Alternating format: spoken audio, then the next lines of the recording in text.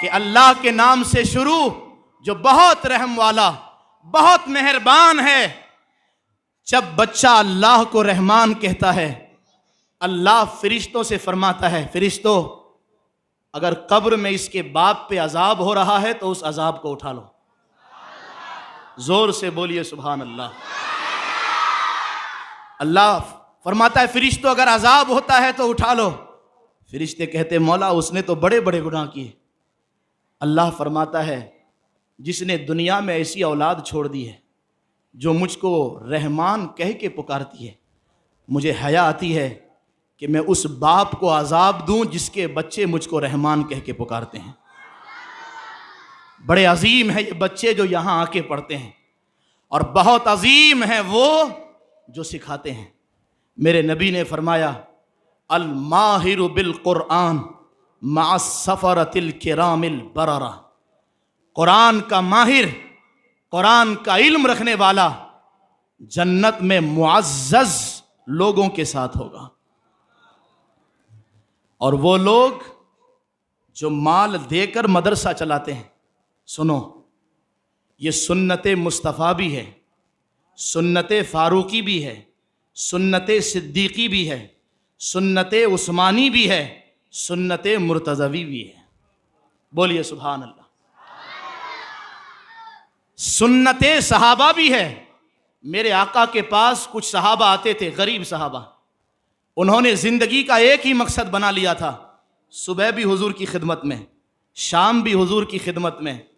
आप काफ़ी देर तक बैठे हैं, आपकी थकावट का मुझको बहुत एहसास है, मगर सुनो वक्त हुमामी शवद के बयार बसरमी शवद। ज़िंदगी वही है कि महबूब का तज़किरा करते करते ख़त्म हो जाए। वक्त वही है जो महबूब की याद में सर्फ हो जाए।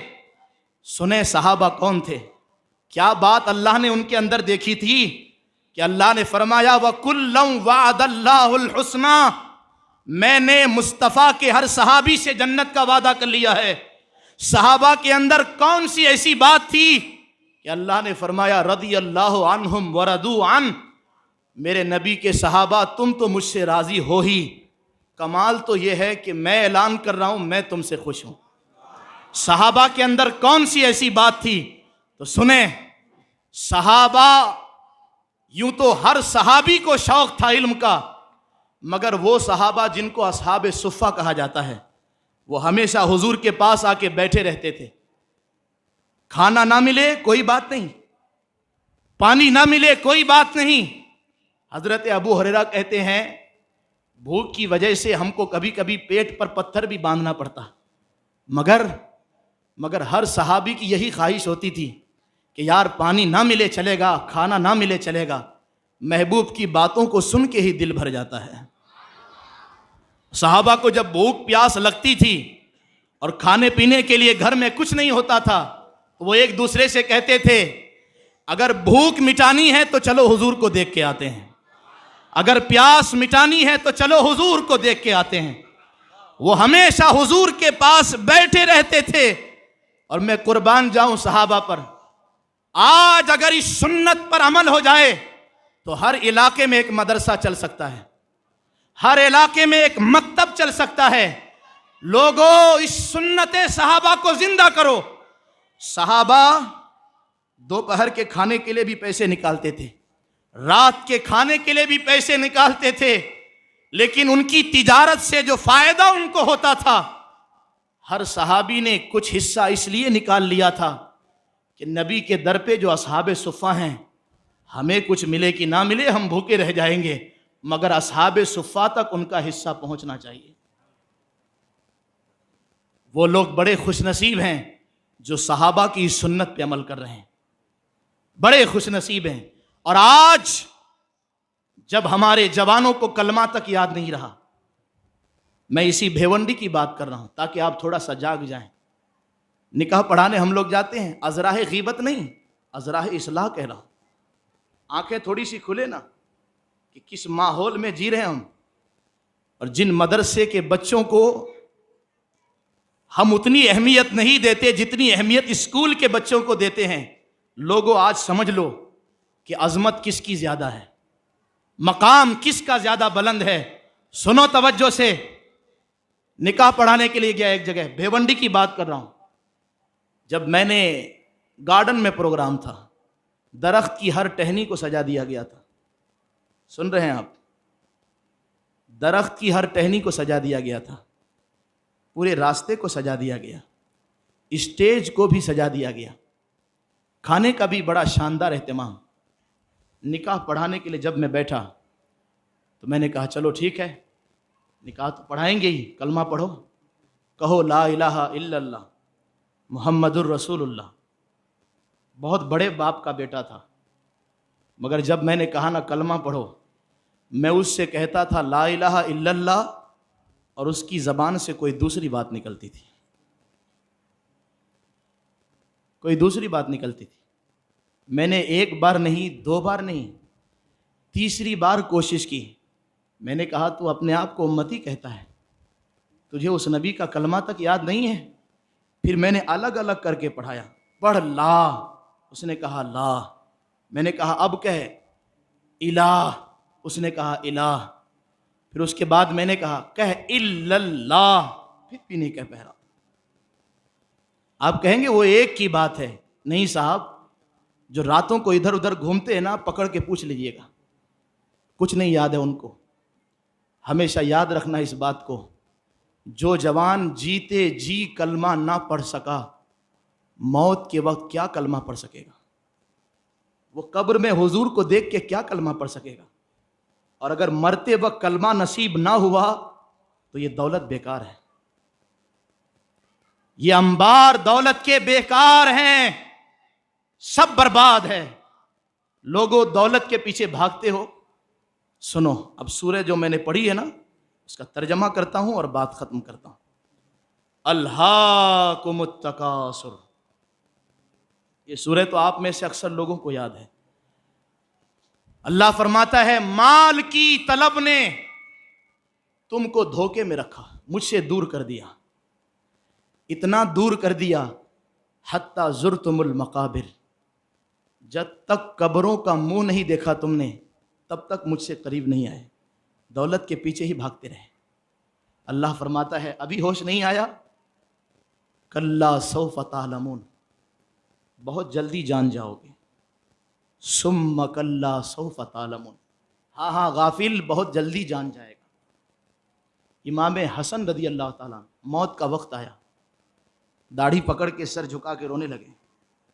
इमाम हुसैन ने कहा भाई इतना क्यों रोते हो? तुमने तो 15 मरतबा पैदल हज किया है। उसी घराने की उसी घराने का एक फूल हमारे सामने बैठा है, आप हाथ चूमते हैं ना। मैं बिला खौफ कह रहा हूँ, इसलिए कि अब खामोश रहने का वक्त नहीं रह गया। आप हाथ हजरत का चूमते हैं, क्या समझ के चूमते हैं? नबी के घर से है ना।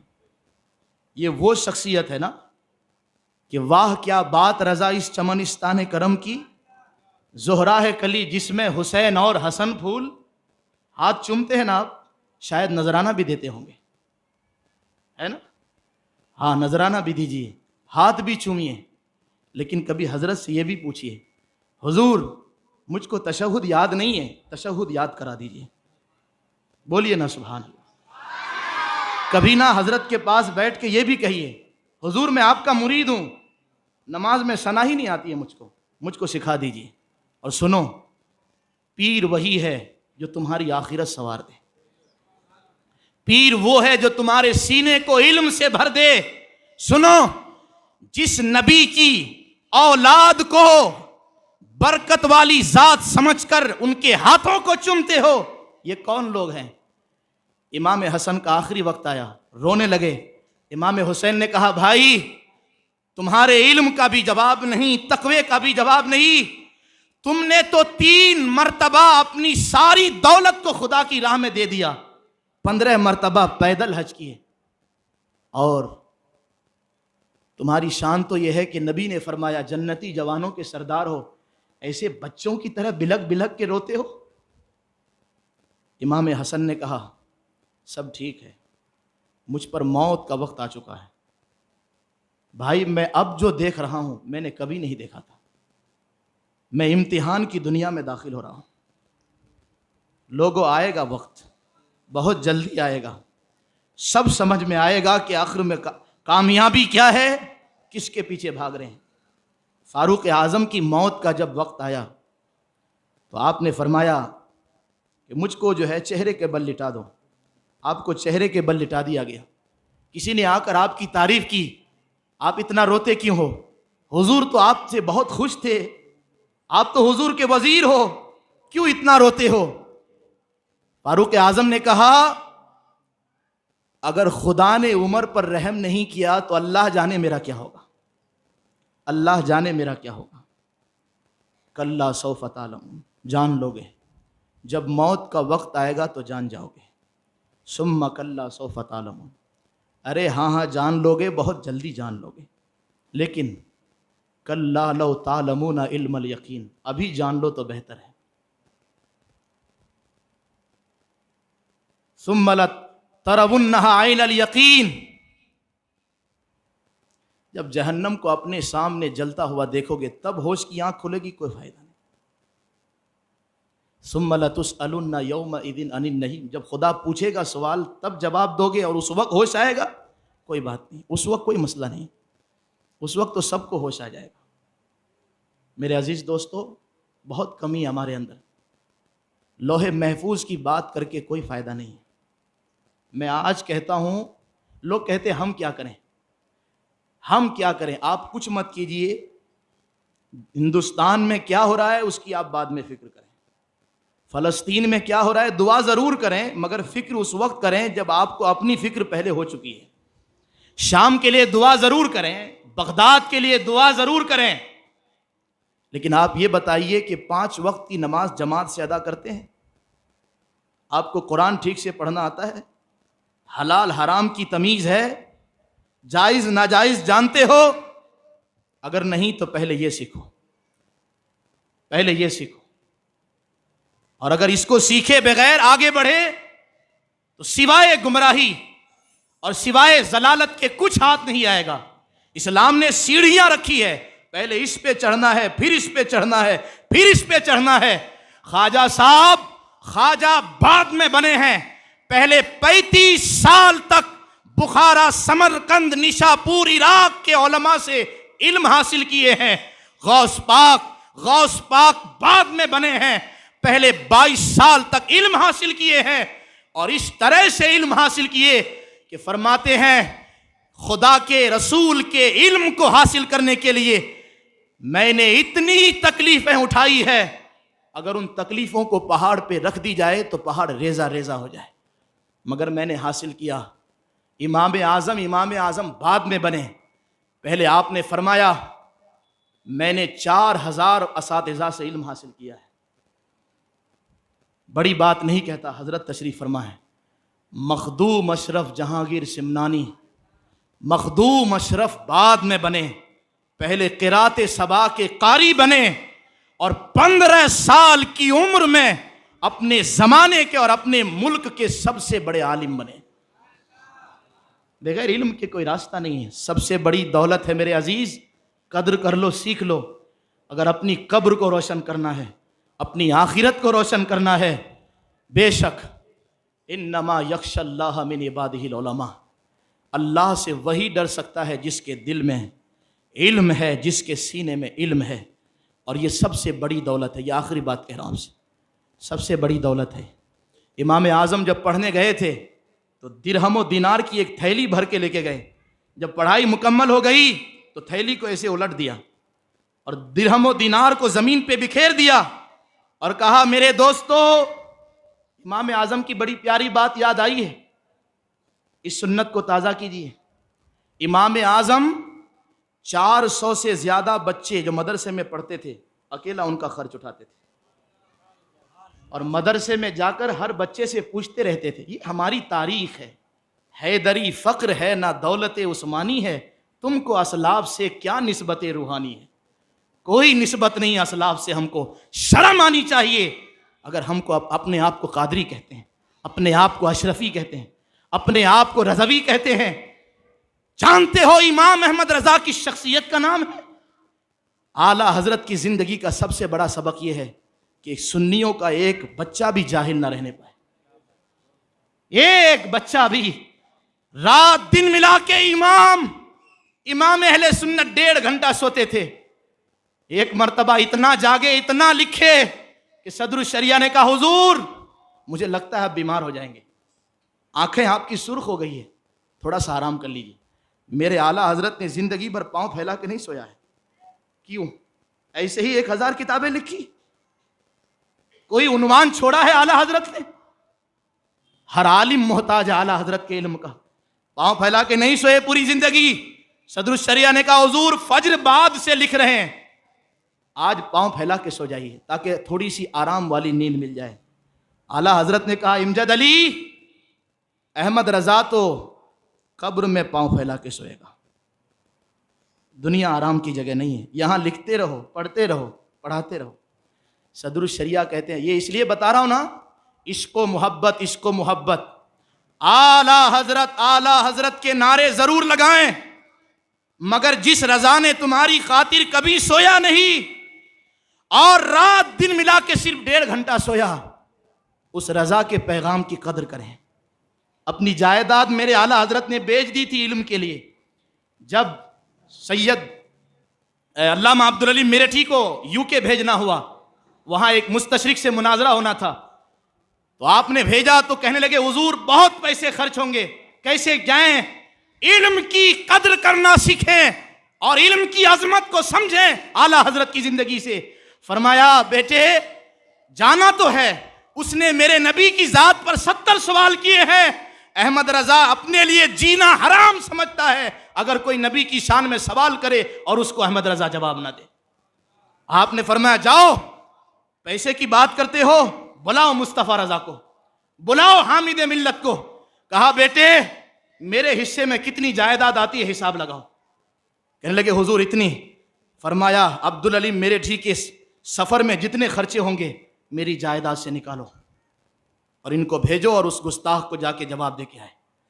सरकार अब्दुल अली मेरे ठीक गए, उस मुस्तशरिक को जवाब दिया और साबित किया, कयामत तक हुजूर के ऐसे गुलाम पैदा होते रहेंगे कि अगर किसी ने एक हर्फ भी हुजूर की शान में गुस्ताखी की तो अल्लाह इस जमीन को कभी ऐसे बंदों से महरूम नहीं रखेगा जो इल्म से जवाब देंगे, कलम से जवाब देंगे, जबान से जवाब देंगे और वक्त आया तो अपनी जान की कुर्बानी पेश करके जवाब देंगे। समझें सदरुल शरिया, बात बढ़ रही है मगर आज पैगाम सुनो, इन मदरसों को आबाद करो, सबसे ज्यादा जरूरत है इसकी। ये आपकी खानका भी है, अलग से खानका बनाने की जरूरत नहीं है, ये सबसे बड़ी खानका है। जहां कुरान पढ़ाया जाता है उससे बड़ी खानका कहां है? जहां कुरान का माना समझाया जाता है उससे बड़ी खानका और कहां होगी? मेरे नबी ने अलग से कोई खानका नहीं बनाई, मिंबर पे बैठ के साहबा को समझाते थे, मस्जिद ही मदरसा।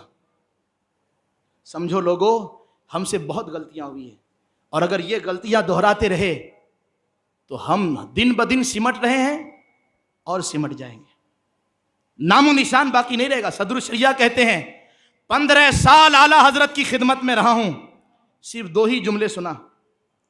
जब कलम की सियाही खत्म हो जाती थी तो कहते थे, इमजद अली कलम लेके आओ, और कागज खत्म हो जाता था तो कहते थे कागज लेकर आओ, बस, और कुछ नहीं सुना। पूरी जिंदगी इल्म के फरोग में लगे रहे आला हजरत। आज हम क्या कर रहे हैं? इमाम आजम की बात, सबसे बड़ी दौलत है इल्म। दिरहम और दिनार को बिखेर दिया आपने, साथियों से कहा, साथियों जिस जिस को जरूरत है उठा के लेके जाओ। लोगों ने कहा, यार तुम दिरहम भेज दे रहे हो, दिरहम को तुमने बिखेर दिया, इसकी कदर है, इसके लिए लोग मरते हैं। कहने लगे, नहीं, मैं जिस लिए आया था अल्लाह ने मुझको दे दिया है, वो इल्म की दौलत है। अब उसके सामने इस दिरहम की कोई कीमत नहीं है। बोलिए सुभान अल्लाह। और जो लोग कुरान सिखा रहे हैं ना, वो अल्लाह की रहमत है, अल्लाह की, इनके सदके आपको रिस्क मिलता है, इनके सदके ज़मीन पर बारिश होती है। ये हदीसों की रोशनी में कह रहा हूँ। इन्हीं के सदके कब्र में जिन पर अजाब होता है उनसे अजाब उठ जाता है। हुजूर ने फरमाया, जिस आबादी में एक हाफिज हो, एक हाफिज, जब वो कब्रिस्तान से गुजरता है 40 दिनों तक अजाब उठा लिया जाता है। समझें, इनकी कदर करें। औलाद नबी बैठे हैं, मैं इन्हीं के ख़ानदान से बात करता हूँ। मौला अली ने फरमाया, बस ख़त्म बात, मौला अली फरमाते हैं, अना अब्दु मन हर अल्लमनी हरफन, जिसने मुझको एक हर्फ भी सिखाया है मैं उसका गुलाम हूँ। क्या हूँ? गुलाम हूँ, गुलाम। आंखें दिखाकर बात नहीं करनी, इनसे झुक कर बात करनी। हजरत क्या हुक्म हो। ये मौला अली फरमा रहे हैं, बाबुल इल्म, जिनके पास इतना इल्म के सहाबा में सबसे बड़े आलिम कहलाएं। कहते अना अब्दु मन अल्लमनी हरफन, जिसने मुझको एक हर्फ भी सिखाया मैं उसका गुलाम हूं। कैसा गुलाम? इंशा बा व इंशा आतका, चाहे तो मुझको बेच दे, चाहे तो मुझको आजाद कर दे। और अगर नहीं, व इंशा इस तरह का, मौला अली कहते हैं अल्लाह की कसम, जिसने मुझको एक हर्फ भी सिखाया है, जिंदगी भर गुलाम बना के रखे तो गुलामी करूंगा, खिदमत करूंगा, चाहे तो मुझको गुलाम बना के रख ले। बस इल्म की कदर करें। हुजूर ने फरमाया आलिम बनो, या आलिम से मोहब्बत करने वाला बनो, या उनकी सोहबत में बैठने वाला बनो। चौथा मत बनना, हलाक हो जाओगे। दुनिया भी हलाक हो जाएगी, बर्बाद हो जाएगी, आखिरत भी बर्बाद हो जाएगी। बस जागें, कोई गुल बाकी रहेगा ना चमन रह जाएगा, पर रसूलुल्लाह का दीन हसन रह जाएगा।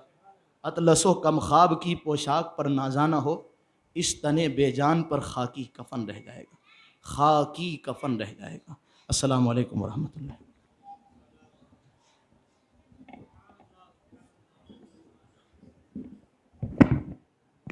सुभान अल्लाह, सुभान अल्लाह। अब आइए बिला ताखीर उलमाए किराम की गुलपोशी, मेहमानान की गुलपोशी और